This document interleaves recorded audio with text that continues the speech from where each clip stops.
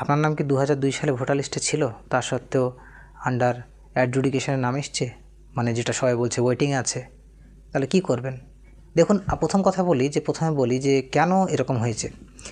আপনারা ইতিমধ্যে হয়তো অনেক বিষয় জানেন না।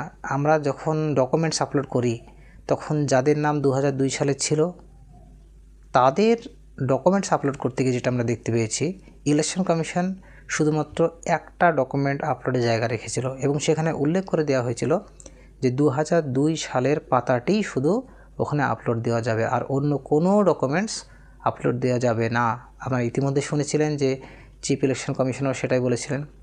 কিন্তু মাইক্রো অবজারভার এবং রোল অবজারভাররা যখন আপনাদের ডকুমেন্টসগুলো ভেরিফাই করতে গেলেন তখন কী দেখতে পেলেন যে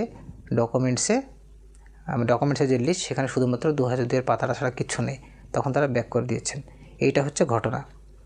তাই আপনাদের জন্য বলি, একটা আশার আলো হচ্ছে যে আপনাদের ডকুমেন্টস হার্ড কপি জমা দেওয়া হয়েছে, সেগুলো নিশ্চয়ই সম্মানীয় জাজ সাহেবরা সেগুলো দেখবেন এবং আশা করছি আপনাদের ডকুমেন্টস সব যদি ঠিকঠাক থাকে তাহলে অনেকেই পার পেয়ে যাবেন বা অনেকেই আশা করছি পরবর্তী যে সাপ্লিমেন্টারি লিস্ট বের হবে সেই সুপ্রিম কোর্ট নির্দেশ মোতাবেক আশা করছি আপনাদের অনেকেরই নাম চলে আসবে। সুতরাং যাদের 2002 সালে নাম আছে অথচ এখন আপনাদের বিষয়টা পেন্ডিং হয়ে আছে, তাদের চিন্তা করার কোনো বিষয় নেই।